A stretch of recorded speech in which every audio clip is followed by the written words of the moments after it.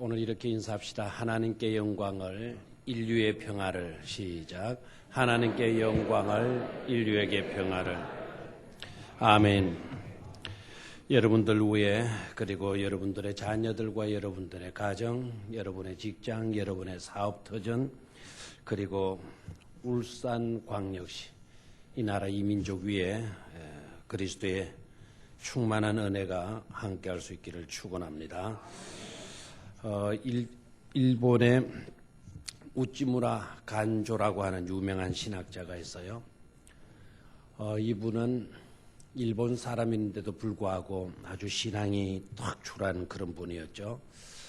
성탄을 이렇게 정의합니다. 성탄일은 하나님께서 인간을 향한 하나님의 사랑을 구체적으로 그리고 완벽하게 실천하시기 위한 그 시작을 알리는 날이다 라고 정의를 했어요. 사실 이 말 속에는 그래서 우리 모두는 누구이든지 간에 다 사랑받기 위해 있는 존재라는 사실이죠. 그런데 독일의 유명한 신학자 몰트만이라고 하는 목사님은 성탄을 이렇게 정의합니다. 성탄은 하나님의 고통과 쓰라린 아픔의 시작이다. 이렇게 성탄을 정의했어요. 잘 이해가 안 될 것 같지만 곰곰이 생각해 보면 맞구나 하는 그런 깨달음을 갖게 됩니다. 성탄은 하나님의 아픔의 시작이다. 인간을 사랑하시기 때문에 기꺼이 고통을 감수하신다는 것이죠. 우리들을 위하는 일이시라면 하나님께서는 그 어떤 고통도 마다하지 않으시는 분이시다 라는 것을 입증해 주신 날이 바로 성탄일이라는 겁니다.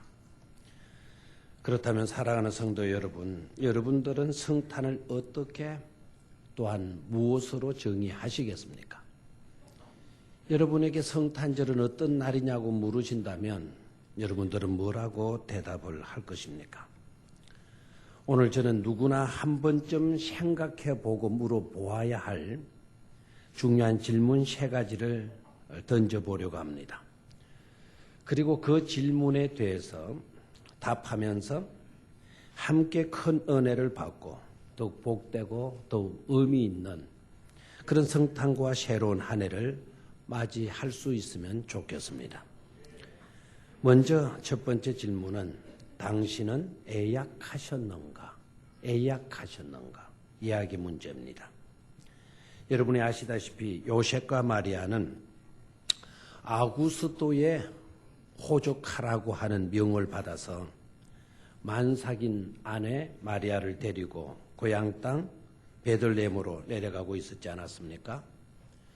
그런데 갑자기 아내 마리아가 상기를 느끼기 시작하는 겁니다.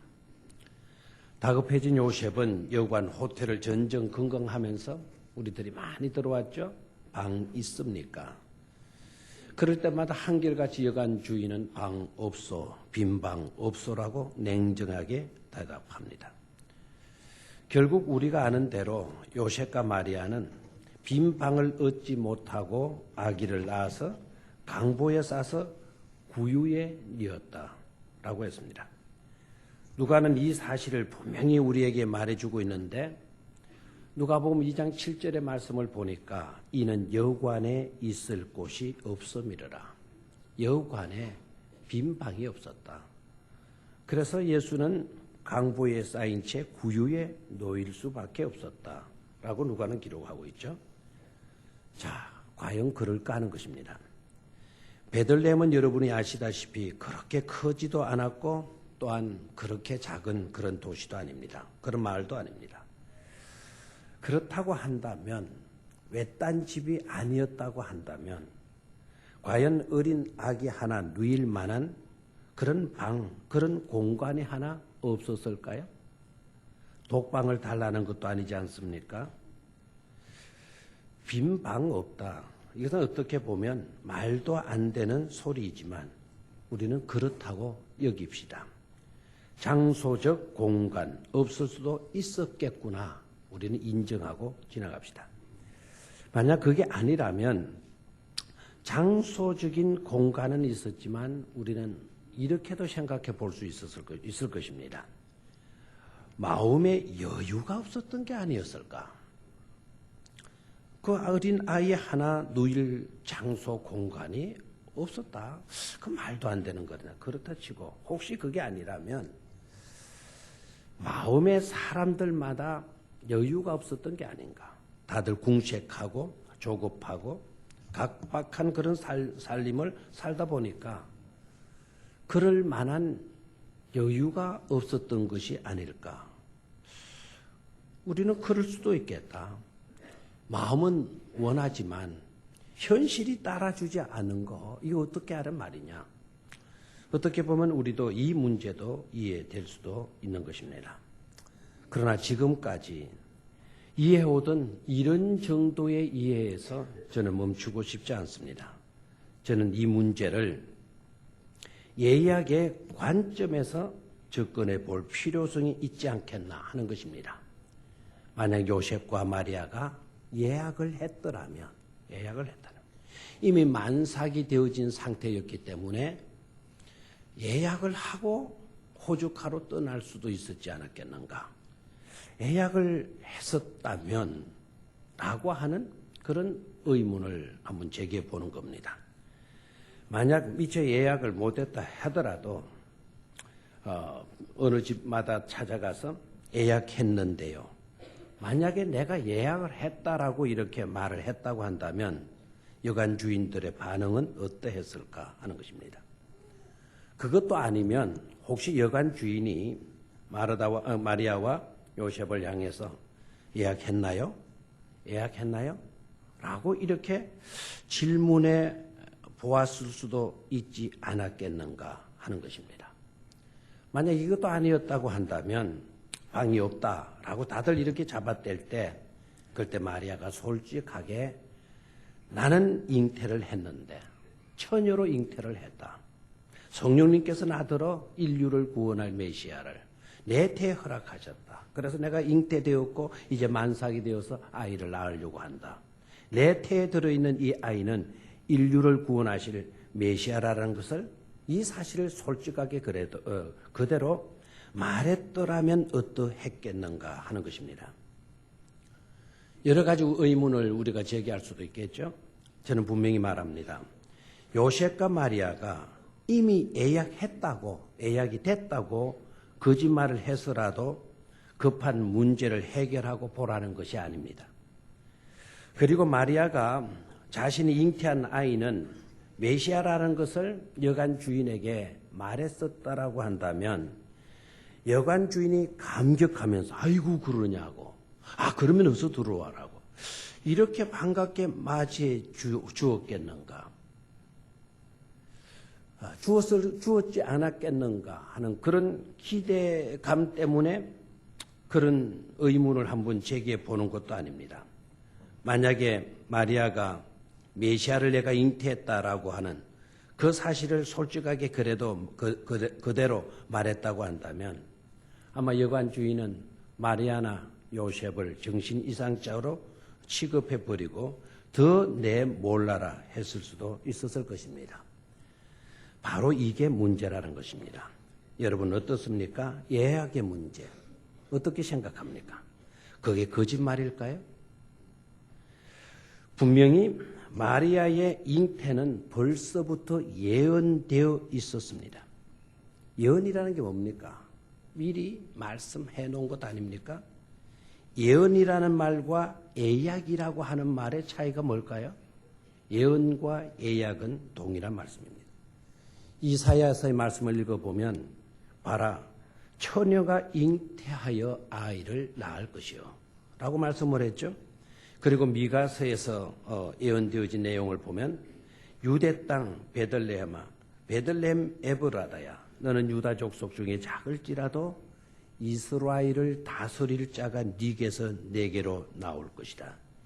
유대 땅 베들레헴에서 나실 것이라고 예언이 되어 있습니다. 즉 제가 무엇을 말하고자 하는가 하면 예수님은 벌써부터 예약된 손님이었다라는 사실입니다. 그렇다면 무엇이 문제입니까? 결국 우리들에게 있어서의 문제는 예약에 대한 무지, 말씀에 대한 무지였다라는 것이죠. 예수님은 너무나도 귀한 예약된 손님이라는 것에 대해 우리 모두는 절대적인 무관심 속에 살아오고 있다라는 것입니다. 겨우 서기관 정도나 아니면 바리새인들 정도나 성경을 연구하는 그런 율법학자들은 머리로는 알고 있었어요. 그러나 가슴으로나 생활에서는 예약되어 있지 못했다는 것입니다. 이것이 문제인 것이죠. 그러나 이보다 더 큰 문제가 있다고 한다면 이러한 사실이 그때 그 시절에 문제로 그치는 것이 아니라 지금 오늘 우리들의 문제는 아닐까, 문제이고 있지 않는가 하는 데 있습니다. 오늘 저는 여러분들과는 생각이 조금 다를 수도 있겠습니다만은 저는 오늘 성탄 예배가 3부에 한번 드려지기 때문에 오늘 빈 의자를 좀 많이 준비해 놓아야 되지 않을까 생각했어요. 그런데 보면 평상시 3부 예배보다 조금 더 왔어요. 여전히 양 앞자리는 비어 있어요. 제 예상과는 전혀 빗나갔어요. 1부, 2부 나오시던 분들이 3부 예배밖에 없으니까 3부 예배에 나왔다면 이 자리가 꽉 차게 될 거다. 스페어 의자를 갖다 놓고 예배를 드려야 되지 않았겠는가 생각하지만 여러분들이 나오셔서 여러분들이 나와 예배를 하지만 수많은 사람들 가운데는 예배하러 나오지 않고 성탄에 대해서 무관심하고 있다라는 오늘의 이 문제가 더 큰 심각한 문제라고 여겨집니다. 삭막하고 각박한 세상일수록 아무리 가난해도 그러면 그럴수록 예수님을 위한 작은 공간이라도 내드리고 저와 여러분들은 예수님을 모시고 살아야 할 줄로 믿습니다. 나는 가난하기 때문에 안 돼. 아닙니다. 가난하기 때문에 더 예수님을 모시고 살아야죠. 그리고 더욱 예수님을 영접할 여유와 예수님과 함께하는 중심 공간을 우리는 가져야 할 줄로 믿습니다. 그래서 실제적인 삶에 있어서 우리가 만나는 모든 사람들이 예수님일 수도 있다. 예약된 손님일 수도 있다라고 하는 그런 마음으로 하루하루를 살아가게 되어진다면 오늘 우리들의 삶의 현장은 더욱더 복되고 아름다울 수 있을 줄 믿습니다. 두 번째 질문입니다.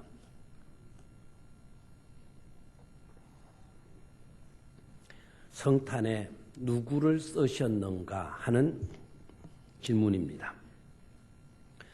이것을 알기 위해서 우리는 예수님의 나심에서부터 예수님의 죽으심 그리고 장사 지내셨다가 3일 만에 부활하셨을 때까지를 조명해 볼 필요성이 있겠습니다. 여러분 아시죠? 구주께서 이 땅에 나실 때 그때 하나님께서 직접적으로 사용했던 사람은 바로 마리아입니다. 비천하고 가난한 마리아의 태를 빌려서 인류 구원에 구체적인 인류 사랑의 길을 열어가기 시작한 것이죠. 출생 장소입니다. 베들레헴의 어느 여간집이라고 되어져 있습니다. 그리고 짐승의 누추한 구유라고 되어져 있습니다. 저는 이 구유는 공산품이라고 봅니다. 사람의 손으로 만들어낸 작품이니까 구유는 공산품이죠. 그 공산품을 빌려서 쓰신 것입니다. 그리고 천국 향기로운 생명의 복음의 말씀을 우리 주님이 선포하시는데 그것을 위해서 우리 주님이 사용하셨던 것은 베드로의 시몬의 비린내 나는 배였습니다. 저도 정자의 어부로 계시는 집사님의 배를 타본 적이 있어요.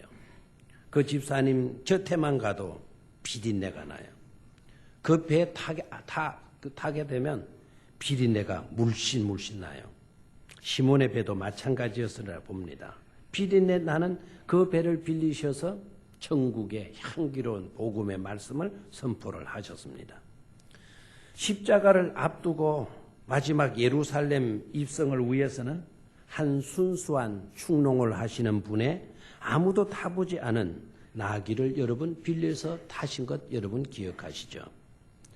그리고 온 인류의 죄를 다 감당하기 위해 십자가에 죽으신 후에 장례를 위해서는 명성도 있고 부도 가지고 있는 존귀한 존경받는 아리마대 요셉의 무덤을 빌리시지 않았습니까?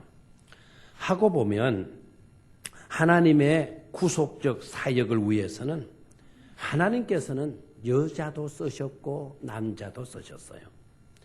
가난하고 비천한 자도 쓰셨고 부유한 자도 쓰셨어요. 천박한 사람도 쓰셨고 명성 있는 사람도 쓰셨어요. 순수한 충농을 하시는 농부도 쓰셨고 바다에서 고기 잡는 어부도 쓰셨어요. 심지어 짐승이나 짐승을 위한 공산품 도구까지도 우리 주님은 모두를 빌려서 사용하셨다는 사실입니다. 그러니까 그 어떤 것에서나 너는 되고 그는 안 된다 하는 논리는 성립이 되지 않습니다. 이것은 되고 저것은 아니야 라고 우리는 어떤 선을 그을 수가 없다라는 것입니다. 어떤 간격을 두거나 어떤 제한된 선을 그을 수가 없다라는 것이죠. 누구이든지 또 무엇이든지 간에 주님께로부터 쓰임 받을 수 있음을, 그것도 귀하게 쓰임 받을 수 있음을 계시해 주고 있는 줄 믿습니다. 우리는 이따금씩 잘나고 능력 있고 힘 있고 하면 이리 오시오라고 말을 하지만 우리는 못나고 능력 없고 힘 없고 가난하고 천한 사람을 만나게 되면 너는 저리 가 있어. 너 같은 건 필요 없어 라고 이렇게 말을 합니다. 그러나 주님은 그러하지 아니하고 그런 자에게도 은혜의 별빛을 비춰주시고 그런 자라고 할지라도 들어서 쓰시는 것을 볼 수 있습니다. 그러니까 성탄은 하나님이 세상을 이처럼 사랑하셔서 독생자를 주신 말할 수 없는 복음 사건임을 증거하시고 계시는 일인 줄 믿습니다. 그러기에 그 어떤 자라도 그 사랑을 받을 수가 있고 희망을 품어도 좋을 줄 믿습니다.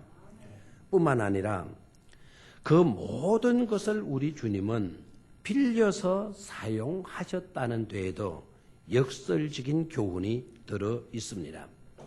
주님은 여러분이 아시다시피 만물의 주인이시지 않습니까? 주님은 천지의 창조주이지 않습니까?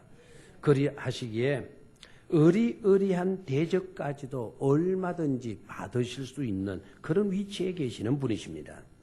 그게 아니라면 그런데도 그 누구도 그렇게 대접해 주시지 했다면 강제로라도 그 모든 것을 징수하실 수도 있었을 텐데 그러나 그렇게 하시지 않고 다 빌려서 사용하셨다는 것입니다. 그러니까 주님은 자신의 권세나 권력을 휘두르시기보다는 비천한 우리들의 동의를 그래서 자발적인 헌신을 하게 함으로써 우리의 존재를 인정해 주시고 계시는 것입니다. 또한 가장 소중한 분으로부터 쓰임 받는 행복과 기쁨을 안겨주시고 있는 것입니다. 이것도 말할 수 없는 복음이 아닐 수 없는 줄 믿습니다. 그렇다고 한다면 주의 일이 힘들고 주의 일이 어렵다고 말하는 사람들 생각해 보아야 되잖아요. 주의 일이 힘들고 주의 일이 어려운 것일까요? 주님이 나를 쓰시고자 하셨을 때 그때 나의 방이 힘들어서 안 돼요. 어려워서 못할 거예요. 난 하기 싫어요. 그 말이 과연 타당할까요? 억지로 시켜도 우리는 해야 할 겁니다. 억지로 맡겨도 우리는 해야 할 것입니다. 그러나 우리 주님 그렇게 하시지 않았습니다. 얼마든지 빼앗을 수도 있고 강제로 징수할 수도 있었는데도 불구하고 그렇게 하지 아니하시고 동의를 얻어서 자발적으로 헌신하게 함으로써 우리의 존재를 인정해 주시지 않았습니까?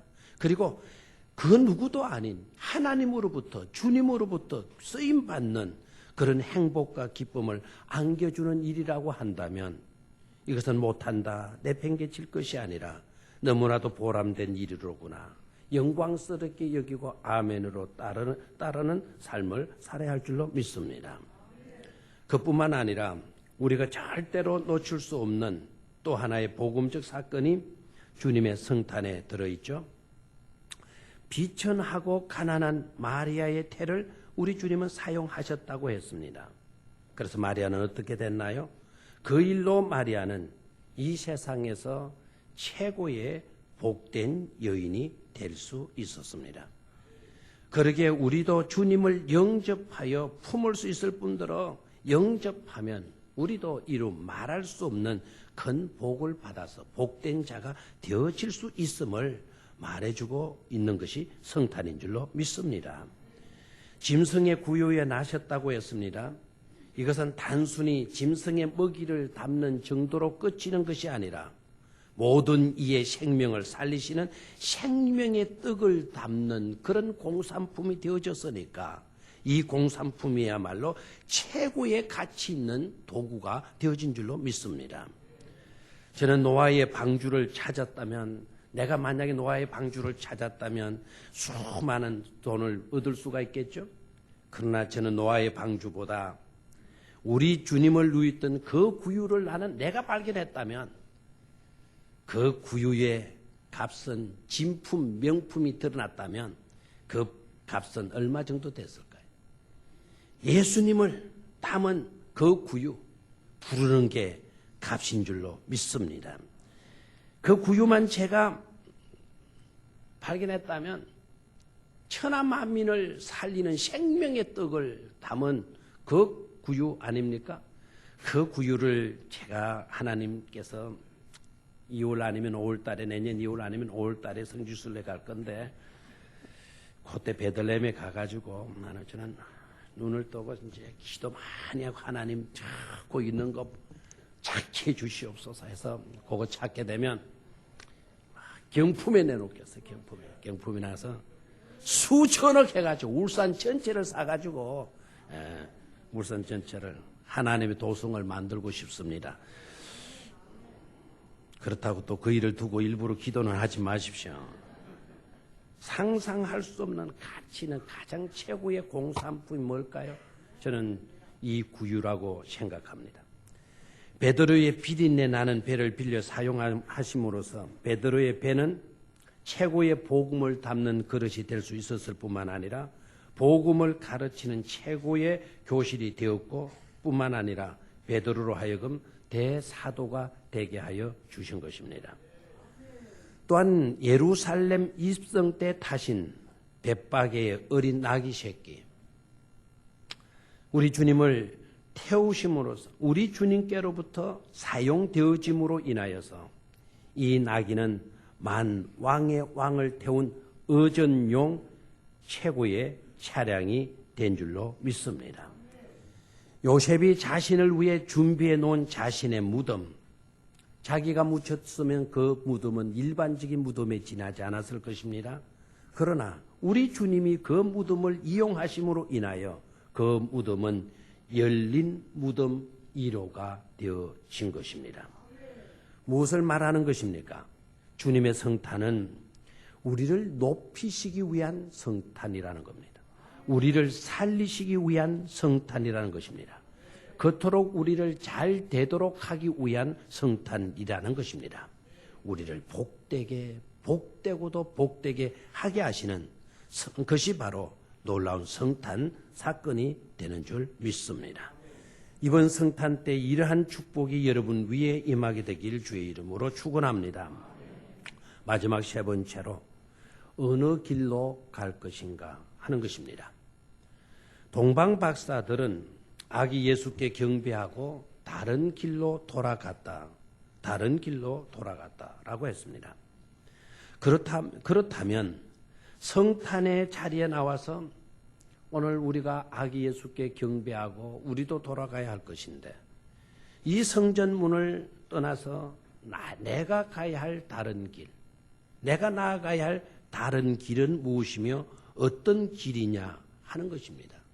이 질문을 반드시 우리는 던지지 않으면 안 되는 것입니다. 우리가 가야 할 다른 길은 저는 겸손인 줄 믿습니다. 항상 겸손으로 사는 것입니다. 저더러 겸손이 뭐냐라고 물으면 일반적인 대답은 낮춘다, 자기를 비운다, 여러 가지 뜻이 있습니다.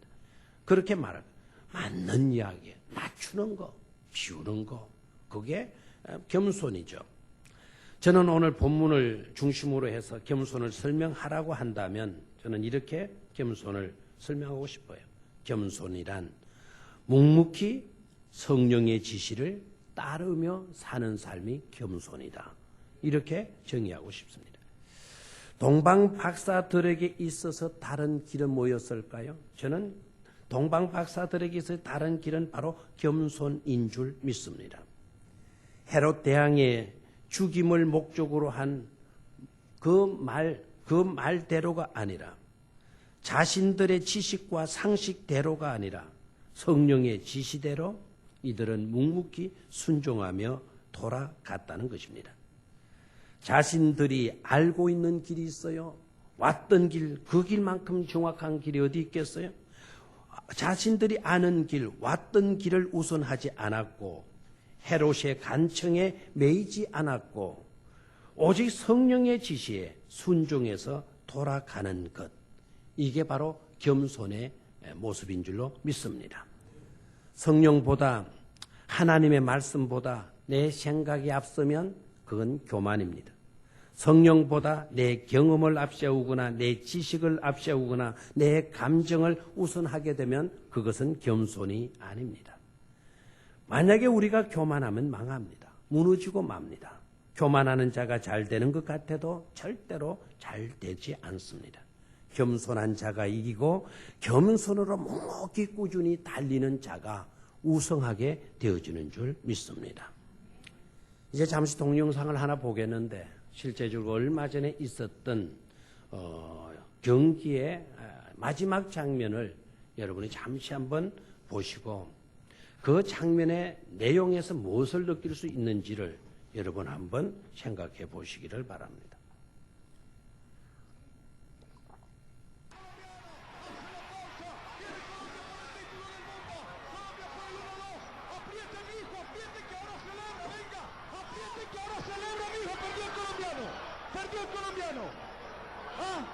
Perdió el colombiano la medalla de oro. Ahora celebra mi hijo, ahora.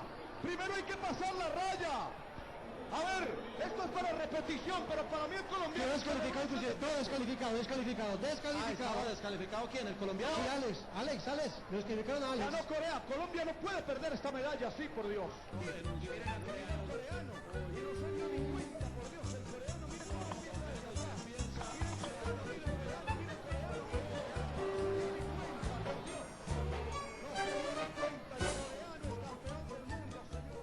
자, 저것은 실제 영화가 아닙니다.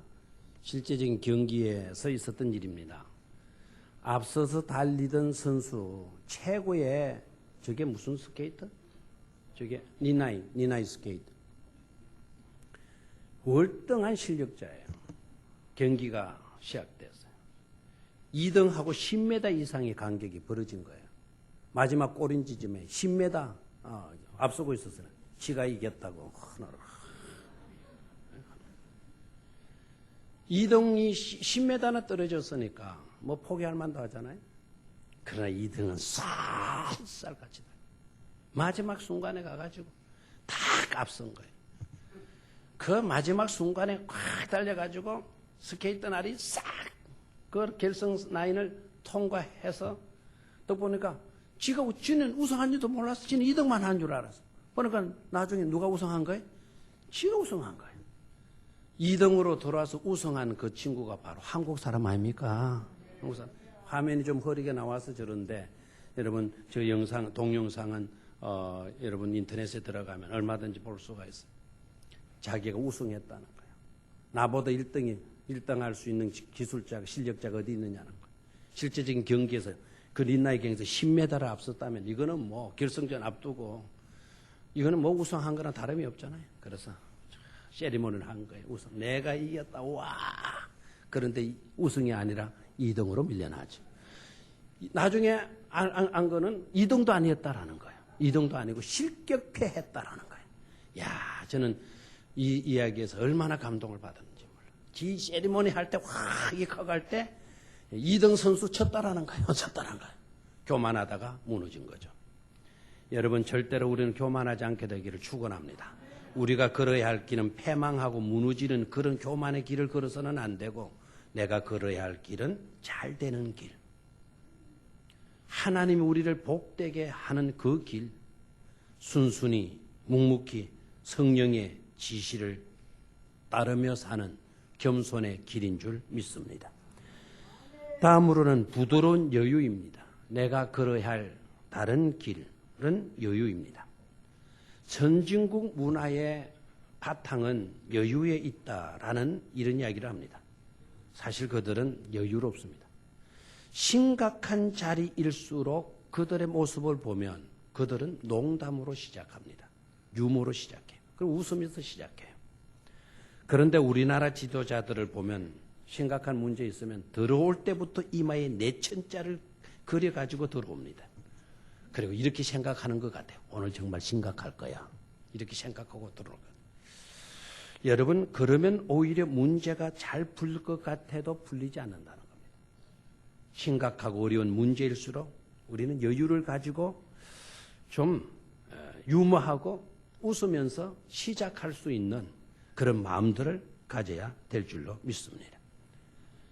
우리 주님이 우리에게 주신 게 뭡니까? 평화 아닙니까? 너희에게 평안 있을지어다. 그 평안이 바로 뭡니까?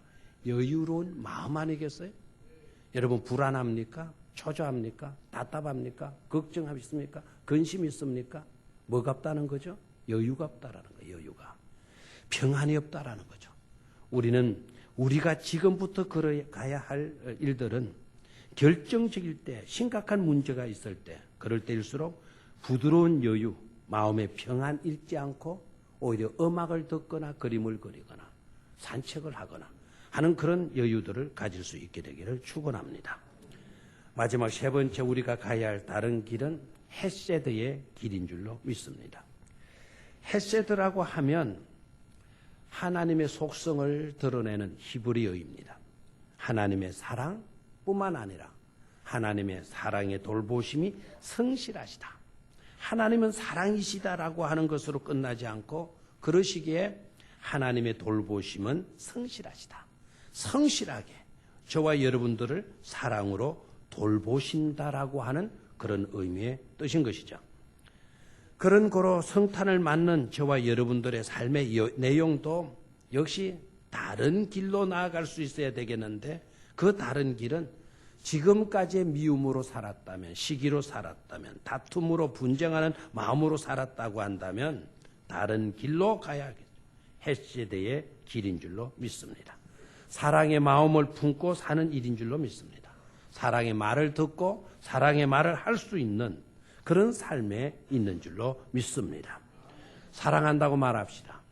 그리고 사랑한다는 말을 수없이 듣고 사는 우리들이 되기를 바랍니다. 오래전에 어느 유대인 귀족 할머니가 계셨어요. 이건 실화입니다. 이분은 황족을 만나거나 참 비천한 하녀를 만나거나 한결같이 친절해요. 그렇게 늘 부드러운 거예요. 친절하고요. 따뜻하게 돼. 누구를 만나든지 간에. 그래서 어떤 사람이 가서 물어봤어요. 당신은 원래 태어날 때부터 천성이 그렇게 착했느냐고, 친절했느냐고. 내가 지금까지 당신을 줄곧 지켜봤는데 한 번도 그 친절을 저버리는 때가 없더라. 늘 자상했고 늘 따뜻했더라. 그 이유가 뭐냐? 그랬더니 유대인 할머니가 고개를 저으면서 말합니다. 아니요. 저는 어렸을 때부터 그런 사람 아니에요. 저는 어렸을 때 그렇게 냉정할 수 없는 사람이었다.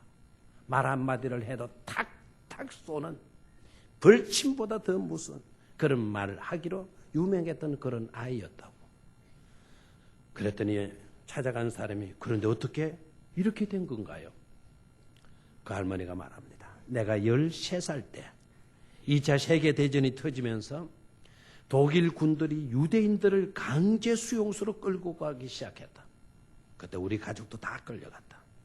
나는 우리 부모님과 떨어져서 내 7살짜리 남자 동생과 함께 이렇게 있었는데 그것도 남자와 여자 나눠주기 전에 이렇게 줄을 서 있었는데 내 동생 녀석이 철이 없어가지고 곰 인형을 가지고 막 놀다가 그 곰 인형을 진흙 땅바닥에 떨어뜨려버리고 말았다. 그래서 동생은 철이 없으니까 아무것도 모르고 까부는데 부모님들이 어떻게 된 줄도 모르는 그런 참 불안 초조감에 있는데 이 녀석은 그냥 곰인적 가지고 그렇게 해놓으니까 얼마나 화가 났든지 동생을 뺨을 딱 때리면서 이 칠칠 맞은 자식아 다시 한 번 더 떨어뜨리면 혼날 줄 알아라. 그렇게 야단을 쳤다는 거예요. 그 말을 하고 몇 분 뒤에 동생과 격리되고 말았어요. 남자와 여자 가르고 이렇게 이제 동생은 남자니까 다른 데로 끌고 가버리고 그리고 그 동생은 그 길로 가스실로 끌려가서 죽고 자기만 살아남게 되었다는 겁니다. 이 누나가 몇 년 있다가 거기서 나와서 자신의 기분이 어떠했겠어요? 자기가 이 지상에서 자기 동생과 헤어지면서 나눈 마지막 말이라는 게 야, 이 칠칠 맞은 녀석아 너 이러면 혼날 줄 알아. 그 마지막 동생에게 해준 말이 그 말뿐이었다라는 게 생각이 되어서 미치겠다라는 거예요. 그래서 후회스러워서 나는 이제 그렇게 살지 말아야 된다.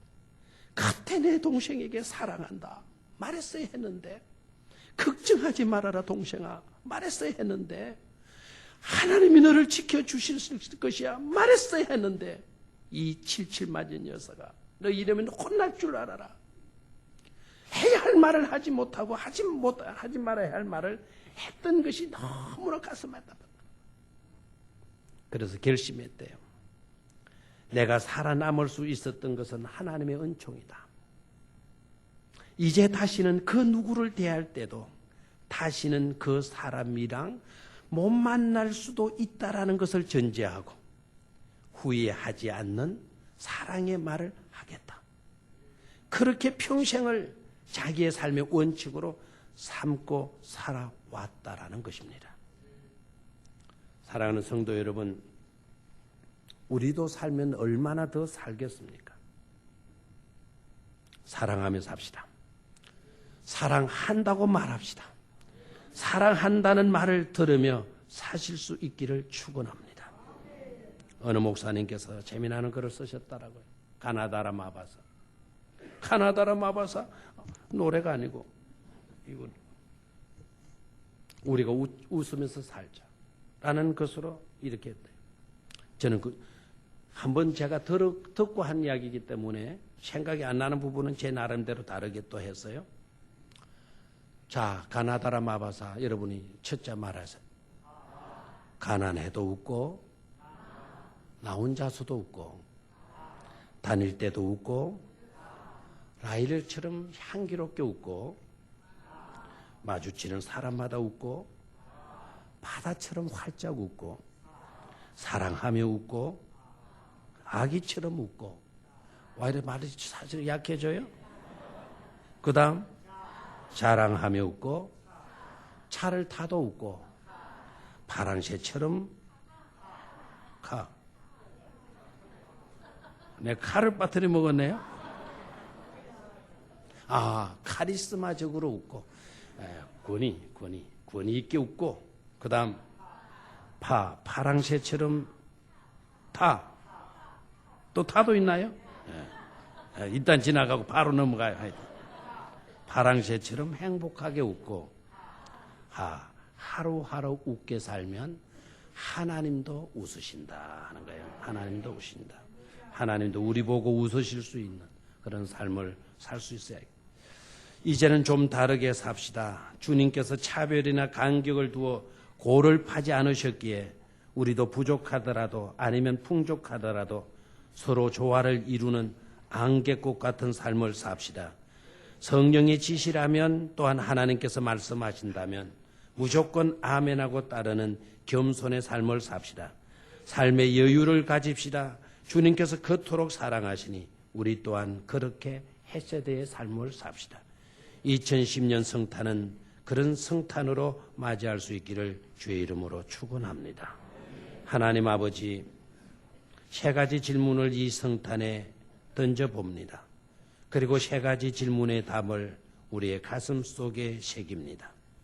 2010년도의 성탄은 어느 해의 성탄과는 달리 보다 의미 있는 성탄으로 맞이할 수 있도록 도와주시옵시고 우리의 삶이 다른 길로 나아가는 그런 복되고도 복된 삶이 되게 하여 주시옵소서. 주 예수 그리스도의 이름으로 기도드리옵나이다. 아멘.